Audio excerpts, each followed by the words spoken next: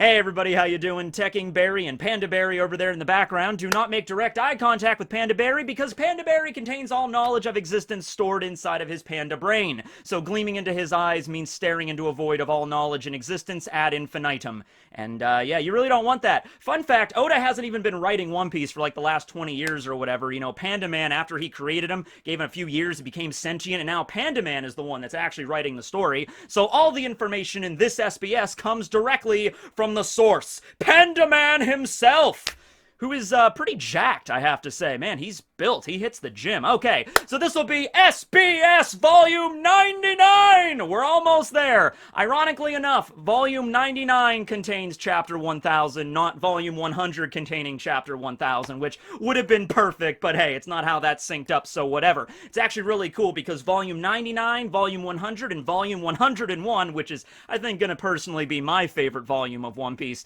is going to be part of like a triple-paned cover. So this one has Big Mom on the cover of the Tankobon of Volume 99, and then the next cover is going to have Luffy, and then the next one, 101, is going to have Kaido on it, so it's all going to make like a picture together. One Punch Man just did that a couple volumes ago, and it looked really neat, so I'm actually looking forward to that. But anyway, yeah, thanks to the Library of Ohara and Artur over there on that website. Check out the links below as always, because that's where the translations are coming from. We got 20 questions, we got a lot of stuff to go through, we got a lot of stuff related to Jinbe this time, because he's the newest member of the Straw Hats, so let's dive right in with the most important one, as always. Oda-sensei, you know you can say 3.14 as pi. Therefore, I want to see Nami's O-pies. That was a good one, Barry. That was a good one. That was a good one! Woo! Yeah! Okay, so let's move on to the real questions now. So starting off, we have a question asking about Eustass Kid's devil fruit. And you know what? I'm on board with this, because there have been many, many times in this story where it would have been perfect to reveal the name of Eustass Captain Kid's devil fruit. We assume it's probably just like the magnetic fruit or whatever, the magnet fruit, but it's nice to get some confirmation, right? The scene when Luffy and Law and Kid all showed up, you know, at sea, you know, after, you know, the Scabbards thought all hope was lost, that would have been a perfect time to do it when he busted out Punk Rotten, when he was fighting against Kaido making the giant robot. At any moment there when he was fighting a poo, that would have been cool to see it. Well, Oda finally gives us an answer. The name of Eustass Kid's devil fruit is the Jiki no Mi, or the magnet fruit. So there you go. We all knew that basically what the premise was going to be. But Oda goes on a little bit here. He says, you know, I should have mentioned it somewhere before within the main story. I thought I did. Next time I'll draw something about... Oh my god, did he forget?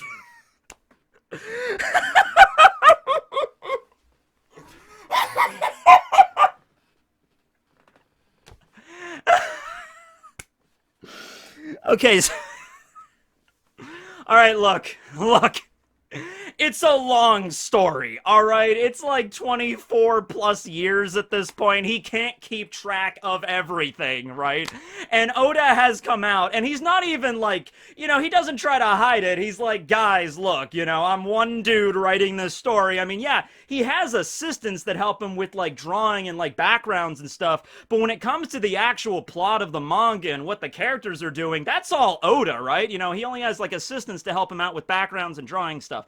So it's like, dude, it's been like 20 years, there's some stuff I forget, and sometimes he messes up like character names, like he'll name a character one thing, like I remember there was that guy at Water 7 who he named Happa, and then later on in another data book he named him Yamao, and he's like, oh yeah, well that means his name is Happa Yamao, so he does it, and he's just like, look guys, it happens, but I find this hilarious, because like I said, many times in this story would have been perfect to show Eustass Kid's devil fruit's name, like the little title box and everything, and it seems like Oda just forgot. It's like, oh, because he's getting these questions about Kid's devil fruit, and he's like, I'm confused I keep getting these. I thought I already revealed it. Oh crap, looks like I didn't. Alright, well here it is! I love that. So maybe next time we see Kid, it's still good because Kid's fighting against Big Mom right now. So we'll probably cut over to see them brawling, and then we'll see, you know, Kid using like Punk Rotten or Punk Gibson or some crazy, you know, giant metal, you know, like car compactor ability against Big Mom, and then we'll get the title, big giant title card. It'll take up half the page. That'll be like the Jiki no Mi, Eustass Captain Kid. You know, we'll see his bounty and everything there. So Oda will be like, there it is, taking up the whole page. There you go. double page spread. Kid's Devil Fruit. All right, so yeah, it's nothing like crazy, like in terms of the name, like we knew it was going to be something like that, but I find it funny that Oda was like, oh, I thought I already did that. All right, well, I have to keep track of a lot of stuff, guys. Sorry, it's all good. Next question. Somebody wants Sabo's brother Stelly to sit on the empty throne, and Oda just responds with, no. That's not gonna happen. Alright, well, poor Stelly. I remember, like, Avatar The Last Airbender in Korra, there was the new emperor of the Earth Kingdom, Wu, I think his name was, and they went to, like, that little Ba Sing Se area, and he was, like, throwing a tantrum because he couldn't be the real king, so he was sitting on, like, a fake throne. So you gotta do that with Stelly, basically. Like, Stelly's gonna go back to the Goa Kingdom, and he's like, ah, yes, King Stelly, how was Reverie? Did you learn much about the political intrigue of the war? It's like, yeah, no. Whatever, who cares about that? I want a throne. And it's like, well, you already have a throne, King Stelly. No, I want the empty throne. He's like, I want you to make me a replica of the empty throne that I could sit on, and I want it ready by sundown. I'm just like, okay. And so they're gonna make him like a little fake one. It's gonna be like a little, like, it's gonna have like nails sticking out of it because they hurried up to make the damn thing. He's like, fine, whatever, it's good enough.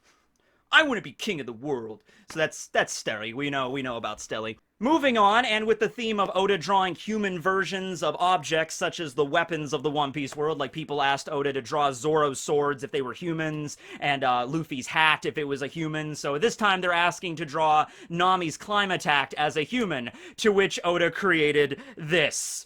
So this is a, this is kind of a sad-looking creature, I have to say, although it looks kind of happy, so I guess whatever. You're mixing sunny days and rainy days and cloudy days, and it has extendable legs, because Nami's Climattack, her new one that Usopp created with the plants from the Boeing Archipelago, can now extend, alright? So, yeah, this is Nami's Climattack. It looks pretty pitiful, but it has a smile on its face, and it's trying. It kind of looks like it's in a coma right now, like, I'm good. It's like, alright, existence is not supposed to be like this, but alright, I guess I'll just roll with it. Let's see, we find out a lot about Kaido and Yamato's, food preferences. They both really like fish. So somebody asks him if, Kaido were to be eating fish, would he eat the scales or would he skin the fish? And Oda says, Kaido's the kind of guy, like, if you invite him to a, dinner party, and, that would be an awkward dinner party. Well, I guess it depends on who you invite. But, you're like, I'm gonna have a dinner party. You know what? I'm going to invite Kaido. It doesn't seem like he's going to show up. He's usually pretty busy getting drunk in a giant muffin, but maybe he'll show up this time. So you invite him, and lo and behold, he actually shows up. He shows up. He's got a big thing of sake. He's like, yeah, my schedule cleared up a little bit, so I thought I'd stop by for a little while. He's like, well, we got some fish here. And he's like, oh, okay, that's delicious. That's my favorite. And so you have this big dining room moment, and Kaido sits down at the table. The whole table shakes when he sits down, and this one guy next to Kaido is like, oh man, I have all these scales on my fish. I wish they would have skinned it before they cooked it. Kaido would be like, don't worry, I got you. Grabs the fish and just eats nothing but the scales, like skins it with his dragon teeth and just, there you go. It's like, wow, thanks, Kaido, because you are not going to complain when Kaido's in the room, and you're just going to eat your fish, even if it's covered in dragon slobber. You're going to be like, yeah, that's really good fish, yeah. He's like, yeah, I like the scales. Yeah, this is a good dinner party. I should get out more often, So that's Kaido right there. We got something else involving Yamato coming up in a moment. Next question. Who amongst the Straw Hats are best at cutting hair? Because the Straw Hats, they're hanging out on the sunny all the time. Their hair's probably going to grow long. They can't all have long, luxurious anime training hair. Like when Ichigo got back from the Dangai realm and his hair was super long. They can't all have that. At least not until the final part of the story when they're fighting against Blackbeard. Like they have to train for like a month or two, and they come out of the training arc, and they're all like, they have super long hair, like, yeah, let's do this, right? But anyway, yeah, Oda clarifies that whenever the Straw Hat's hair gets long, it's either Usopp, Sanji, or Robin that are the ones that are really good at stylizing, and it's really cool because it was mentioned if Sanji had a real-world job in an early SBS, he would be a stylist, not a cook, a stylist. I think the idea was like something other than the job they're already doing in One Piece. Now, if I was a member of the Straw Hat crew, that would be cool, because when my hair got really long, long, I would, of course, try to go over to Robin and ask her to cut my hair, but I, of course, would chicken out at the last minute and be like, hi, Rob, never mind. And then I would just go ask Usopp to do it. And Usopp cutting my hair, I mean, that would be pretty cool. You're sitting there chatting it up with Usopp. Usopp really just seems like one of the Straw Hats that'd be cool to just hang out with, right? Hang out with, just bullshit with, and be like, how you doing, man? He's like, I'm doing all right. They have me fighting a freaking Pachyocephalosaurus right now. I was like, oh, man, that must really suck. Oh, you don't know the half of it. Anyway, do you want this trimmed here and the bangs? I usually go have a little bit of bangs left over. You know, that's how I usually do it, but yeah. Okay, so moving on. This is something involving Otoko. Okay, so this was something that was actually mentioned in the Vivara card last time, involving Otoko and Yasuie's relationship, because Otoko was said to be Yasuie's daughter. So it was revealed in the Vivara card that they aren't biologically related. Otoko was adopted by Yasuie. They go into a little bit more detail here, where a long time ago, Yasuie was married when he was the daimyo of Hakumai. We just never got to see his wife, but he was in fact married. It's implied that, yes, after Kaido and Orochi took over, after Odin died, all of the daimyos came together to have a big war to fight against Kaido. They lost. Yasuie's wife died during that battle or in the process, and so then he went into exile, basically, you know, wandering around Wano, eventually ending up in Ebisu Town, and Otoko doesn't know that Yasue is not her real dad. So I'm assuming that Yasue found Otoko when she was just a baby, so she has no memory of anything, and so her whole life, you know, because she's like 7 or 8 years old, her whole life was just Yasue being there for her, okay? So as far as she knows that, yes, Yasue is her dad, but she doesn't really know the truth. Next up, we have the Straw Hats' egg preference. How do they like their fried eggs? All right, well, Luffy likes them sunny side up with mayonnaise. Oh, God. I know Japanese mayo is a little different from mayo we have over here in the States. There was a recipe I did a little while ago where I needed Japanese mayo, but I couldn't find it anywhere around here. So I had to mix it with, like, rice vinegar or something. Like, I looked up on the internet, like, you can mix it together with other stuff and get kind of a similar effect. But I'm not a mayonnaise fan in general. Like, I'll get it on a burger, maybe a little bit of it. But mayonnaise with eggs, no thank you. Then we have Zoro, who likes it, Zoro, who likes it over easy with shoyu. Shoyu is a type of soy sauce, I believe, made out of, like, fermented soybeans in Japan. Nami likes hers with orange sauce, sunny side up. Usopp likes them over easy with ketchup. Sanji also likes them over easy with karakuchi sauce. Karakuchi sauce, I think it's like a Japanese, like, barbecue sauce. Maybe barbecue sauce isn't right, but I think it goes on steaks and stuff. Then we have Chopper, who likes them with syrup. Oh, God. Now, that makes sense for Chopper, because Chopper really likes, you know, sweet stuff, you know, like candy and cotton candy and everything like that. But syrup, maple syrup with eggs. I mean, I've definitely had, like, breakfast with, like, eggs and pancakes and toast, and, you know, maybe the syrup will mix in with the eggs, but I've never, like, sat down and fried up some eggs over easy and just grab a big thing of maple syrup and just drizzle it all over, which is what apparently Chopper does. Robin likes them sunny side up with black pepper. That is, and steamed as well. That is probably the most accurate to how I would like my eggs. I like my eggs fried. I like my eggs sunny side up, over easy. I'm scrambled. I really have no preference when it comes to eggs Benedict, you know, whatever. But, you know, the condiments here are bringing it into question. Frankie likes them over easy with butter shoyu, and Brooke likes them over, sunny side up with ketchup. This is the question. These are the questions that need answered. I can't skip over the egg question, all right? And then finally we have Jinbe, who prefers them sunny side up, steamed with salt. So yeah, out of all of these, I'd probably say Robin or Jinbe's preference, maybe Brooke's preference, sunny side up with ketchup and Usopp as well. That's fine. I'm pretty boring. You know, you make me eggs, I just like have some ketchup with that, and I'm pretty good. All right, so next up we have questions all relating to Jinbe, because Jinbe just joined the Straw Hats. He's the 10th member. He's the helmsman. Well, there's been a lot of questions throughout all the other SBSs building up the Straw Hats. You know, like, what's their favorite color? You know, what city in Japan would they be from if they lived in modern day Japan? What's their least favorite food? What's their favorite food? Favorite food was actually already revealed in a data book. It was Mozuku seaweed vinegar.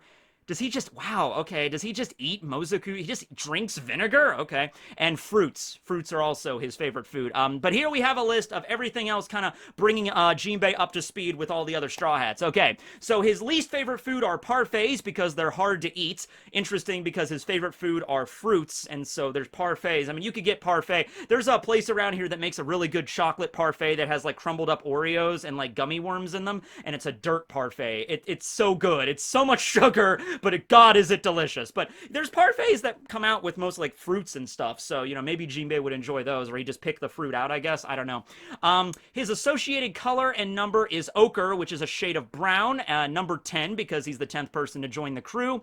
If the crew were a family, he is a father, which Father's Day is coming up, so that's great. Now, Frankie was previously stated to be the father of the crew, so Oda knew this. He didn't forget about this, so he rearranged the family dynamic of the Straw Hats. So Jinbe is now the father, Robin is the mother, Luffy, Zoro, Sanji, and Usopp are all the brothers, Nami is the daughter, Brook is the grandfather, Chopper is the youngest child, and Frankie is now the pervy old grandma.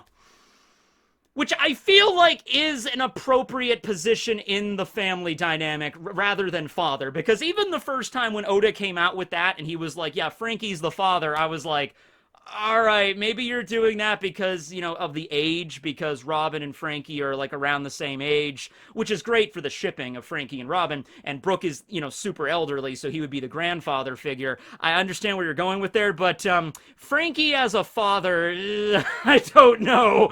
So now he's the pervy old grandma now, so that's the situation we have here. Next up, he smells like the sea.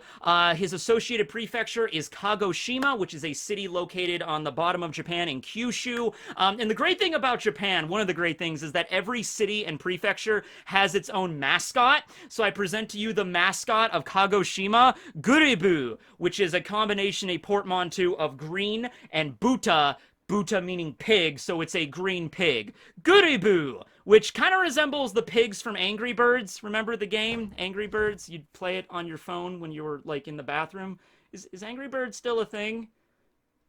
I'm getting old. His associated country is India, so that's interesting. He's associated to the bear. Cooking specialty is Katsuo no Tataki, which I believe is a broiled type of tuna. Let's see, he sleeps and wakes up. He wakes up at 9 a.m. and he goes to bed at 3 a.m., so he only gets 6 hours of sleep, but that's all a fishman badass like Jinbe needs. What goes on in his brain? Virtue, fist, wiseness, and water. All right, makes sense. If he was not a pirate, he would be a train station staff attendant. All right.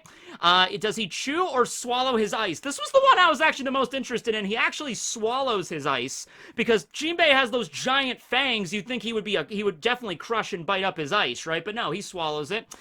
Favorite season. By the way, does anybody actually normally do that? Because when I'm drinking something that has ice in it, I don't put the ice in my mouth. I just drink it and then that's it, right? Is that a normal thing for people to like swallow ice chunks or even breaking them sounds horrible. That sounds awful on your teeth. There are actually people that do this. I know this isn't just a One Piece thing. I've seen people that have actually like crushed their ice, and every time I'm like, ugh. Favorite season of the year is fall at a summer island, and finally his associated flower is the peony, which I've never really known much about the peony, but here's a picture of it. Okay, so there you go. That's Jinbe, brought up to speed there. There's another Jinbe-related question at the end of the SBS, but we'll get there when we get there. Moving right along, next up, we have a lot of questions relating to Yamato's side boob. Asking the very, very important questions of the SBS. This is volume 99. This is chapter 1000. This is kind of a landmark issue for One Piece. We gotta know about Yamato's side boob. So Oda draws Yamato's side boob. Look at that side boob. Yeah, alright. Remember that episode of Family Guy where Peter makes his own television station and he's like, the side boob hour? Yeah, that was back when Family Guy was, like, good. Anyway, moving on. We have the height, age, and favorite food of Yamato. So there's the question there. Yamato is 28. We already knew that. Same age as Momonosuke. Of course, Momonosuke did the time jump. So Momo is 8 and Yamato is 28. Yamato's height is 2.63 meters, so about 2 Luffys roughly. So Luffy's a little taller than me. I think Luffy's like 5'8", 5'9", something like that. So that would put Yamato probably somewhere, you know, just south of like 10 feet tall. Wait. Just south of 12 feet tall. Wait. You do the math. And favorite food is, of course, Odin, because Kozuki Odin. However, Yamato also prefers to eat fish whole. So there's something that's similar to Kaido. So there you go. Just eat an entire salmon just raw. That's how it goes. Here's an interesting question. In chapter 966, you had the scene with Roger and Rayleigh. So this was during Odin's flashback, okay? There was the scene when after Momo gets brought on the crew, Roger lifts up baby Momonosuke and is like, it's been a while since I've held a baby. It brings back memories. So somebody's asking the logical question there, like, wait a second. There were no women on Roger's crew. At least not during the time that Odin joined. So, I mean, Toki was the only one. So, what moment in Roger's past was he referring to when he, like, held a baby? And Oda responds with, oh, that! Well, you see, just skip that part. Not important. And he just, like, walks away. That is the same shtick that Oda pulled whenever somebody asked him about Shaki. If, like, Shaki was a pirate on Rox's crew, because Shaki said, oh yeah, your grandfather Garp used to chase me around back in my pirate days. But that was already over 40 years ago. I gave up that life, you know? So everyone was like, wait a second, 40 years ago, Shaki being chased after by Garp? Oda, is Shaki a member of Rox's crew, or was a member of Rox's crew? And Oda did the exact same thing, like, is she? I don't know. You know, so...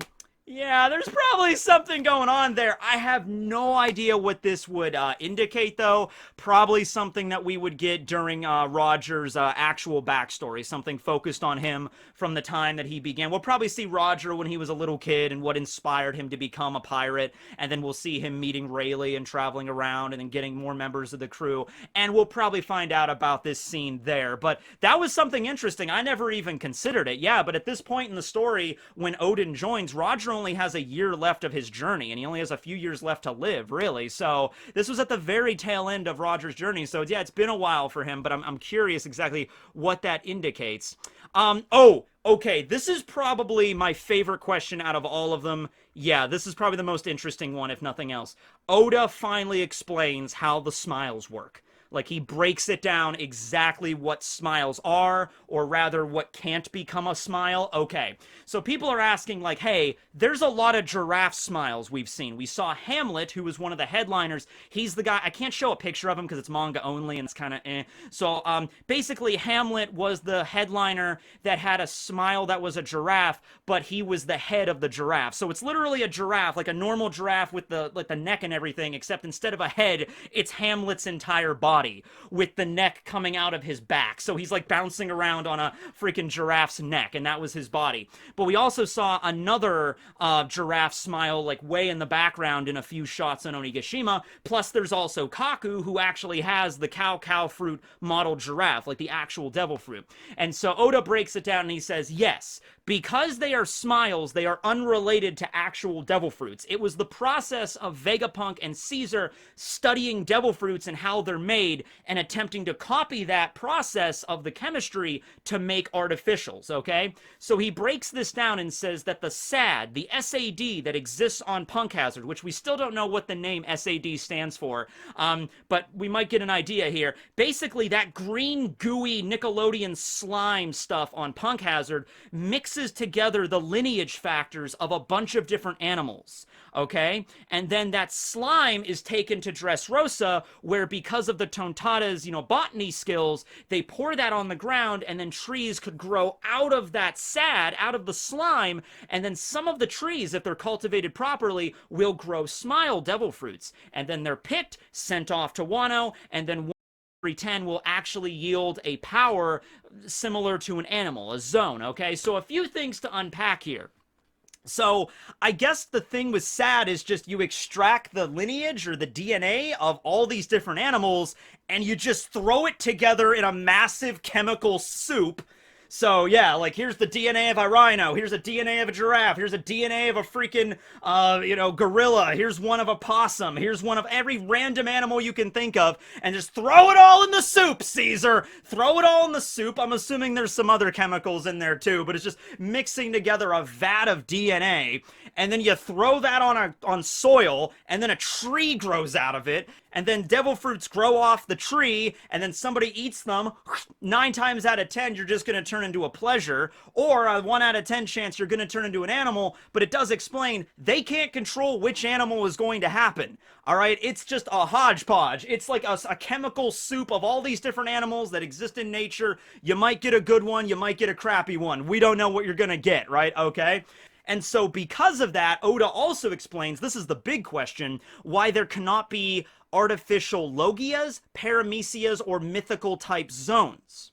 Because you need to extract the DNA, at least the process that Caesar does with the SAD, you need to extract DNA from living creatures. So mythical creatures like, Phoenix and stuff don't exist in the One Piece world. They're mythical. That's why they're mythical. So you can't get an artificial Phoenix. And logias and paramecias can't be extracted either because they're not animals that exist in this world. Like logias are like the concept of like weather, and paramecias are a bunch of random abilities.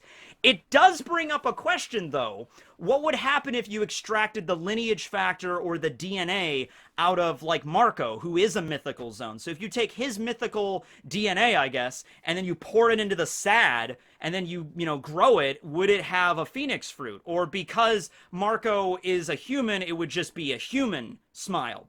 It wouldn't take the lineage factor of his devil fruit, although it was stated before that eating a devil fruit does modify your lineage factor in some way, except not genetically, because Big Mom has had her soul fruit when she had all of her children, and none of her children seem to exhibit any features of the soul fruit. So I guess we're just gonna have to wait until Vegapunk shows up to explain all this. But Oda does have a caveat that says this is the limit of Caesar clown science, okay? Not the limit of Vegapunk. It's a little bit vague, but he says that Vegapunk may or may not have broken through this boundary already. So it is possible that Vegapunk might be able to create artificial logias, artificial paramecias, maybe if he had enough data or if he had enough information, because you have, and Artur goes on to state about this, like you have the pacifistas that are able to shoot Kizaru's laser, and that's a logia power. So either you could say that, Vegapunk just was inspired by Kizaru's laser and then made his own laser beams with technology, or he actually extracted some of like Kizaru's DNA, and then with his advanced science, even more advanced than Caesar's, he was able to create artificial laser beams that he attached to the pacifistas. So take that whatever you will, but I'm really glad that Oda finally confirmed, these are not natural devil fruits. There can be multiple of the same kind. There can be 2 giraffe users. There could be 50 giraffe users. It's just, you just don't know what you're going to get with this chemical soup, okay? Still a few questions, and I might even make a follow-up video on this. It was really funny because I was actually just thinking about an idea about a week ago. I was going to make a video about what an artificial logia and artificial paramecias would look like. Because you see artificial zones, you see the smiles, how they're all messed up with the different animal faces and the features. Imagine like a dollar store variant of a logia. Like what would a dollar store version of crocodile sand fruit do?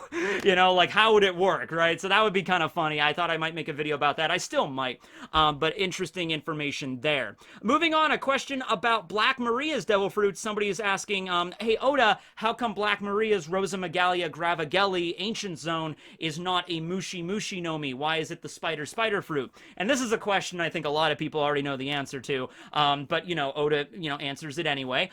Insect fruits fall into the Mushi no Mi. However, spiders are not insects. They are arachnids or araneae. Well, they're part of araneae. Arachnids are like the arachnids include like scorpions and like mites and like stuff like that. Araneae are the true spiders that actually exist, like the giant wolf spider that was in our basement. That's araneae. But anyway, yeah, Oda's like, yeah, I would have if spiders were insects, but they're not, so that's why. So that's why the spider fruit exists there, the Kumo no Mi category. Next up, just a question asking Oda on his 3 favorite smile designs. So I can imagine Oda had a lot of fun with this one because he has a lot of fun designing the different smiles, like the way Hamlet looked and everybody. So his 3 favorites, number 3, the bronze medal goes to Speed, because Speed, a lot of times Oda says that you see centaurs depicted as like big muscular hairy men, and so he wanted to take that concept and kind of flip it and make Speed like a sexy big sister type character, okay? And so that's the origin of Speed. Number 2 is Hamlet, who I already mentioned, the giraffe smile user that has the body on top of a giraffe's neck. That's pretty funny. And then number 1, his favorite smile design, and actually one of the whole reasons he wanted to like make the smiles a thing to begin with, was Hold'em. Yeah, Hold'em, the lion dude that like Luffy's like first major opponent he kicks the shit out of at the beginning of Wano, and we really don't see him much anymore. That was like Oda's favorite because when he was a kid, Oda watched a show called Future Robot Daltanias, and it's like a Voltron, Super Sentai deal. It was like an animated show where you had a robot lion and then a robot human that would merge together to create a robot lion Megazord sort of thing, and it had the lion on the chest. And so Oda always really liked that design, I guess, when he was a kid. So he's like, oh, okay, I'm going to make a smile user that has a lion for, a chest, or in Hold'em's case, more of his stomach. But yeah, that's where the origin came from. It is funny, though, because Hold'em was like one of the first major headliners to show up in Wano right after Hawkins, but we really haven't seen him much lately. He is still alive. He is out there. So maybe Hold'em will show up and save the day right when they think they've won, right after they've defeated Big Mom and Kaido and all of the Tobiropo, and they're like, we did it! That's when Hold'em shows up cracking his knuckles, and the lion's like,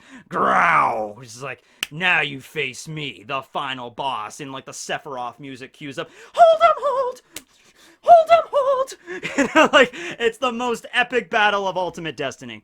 2 questions remaining. 1 question involving Odin's hairstyle. We get a name for it. Odin's hairstyle is called, oh god, Ino Kori Gan Modoki Doki Doki Doku Toku Mage.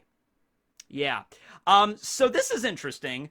Way back in the day, back when, samurais were more prevalent in Wano, not Wano, in actual Japan, and in Wano as well, a lot of people in Japan would wear top knots in their hair, right? Like that was the style. So the pillows that they would sleep on would actually look like this, and Oda says that even his grandma slept on a pillow like this, and so it's kind of like to make sure the hair doesn't get messed up, or like the top knot isn't like ruffled or anything, it's maintained there. And so we see a little diagram of how it would work for Odin, but that's the reason why Odin's hair looks like that, kind of like a plate on his head. Also makes it super convenient to put stuff, if he's just like, oh, my hands are full, all right, let me look at this, so that would be pretty cool there. And then finally, last question, it's really just an announcement saying that because way back in the day, in the SBS, there was the question corner with the Straw Hats VAs. So the Straw Hats would, do questions, relating to the SBS of their own characters. So you had the voice actor for Luffy answer questions about Luffy, okay? And they did that, I think it was back during the Impel Down saga, volume 52 to volume 64 of the manga, they did these little question corners with the VAs. And so with Jinbe joining the crew, they ask, well, is Jinbe's VA going to do the same thing with the question and answer segment? And so Oda announces that, yes, Katsuhisa Hoki, who is, of course, the voice actor for Jinbe, also the voice actor for Paragus in the Broly movie, as well as a bunch of other characters throughout anime, he will be doing the question and answer segment. It doesn't say next time. I'm assuming volume 100 would be a perfect time to do it, but we just don't know for certain. But yeah, Katsuhisa Hoki-san is going to be doing the voice acting SBS for Jinbe. So I guess send in your Jinbe related questions if you want to know something about him. All right, so that's SBS 99. That was a really good one. I think we got some really good ones in there. We got some good boob questions, which are always fun. A lot of stuff relating to smiles, which I like. The Straw Hat's egg preference was good. Finding out a lot more about Jinbe and filling in all the gaps there for everybody that has like OCD that are like, yeah, I need to know what Jinbe's, home prefecture in Japan would be. It's okay. You know it now. And then, Kaido and Yamato really like fish. And the human version of the Climate Act I also thought was pretty funny. And also even more funny in a not intentional way, but the fact that Oda just forgot about Kid's Devil Fruit. I thought that was pretty hilarious. I laughed pretty hard when I first read that. All right. Well, anyway, thanks for watching the video, everybody. Hope you're still not glaring at Panda Berry. Well, you wouldn't even be here listening to me anymore, and you'd be on a tripadelic sensation through the cosmos right now if you were looking into his eyes. So, whatever. Have a good time, everybody. Tekking, signing out.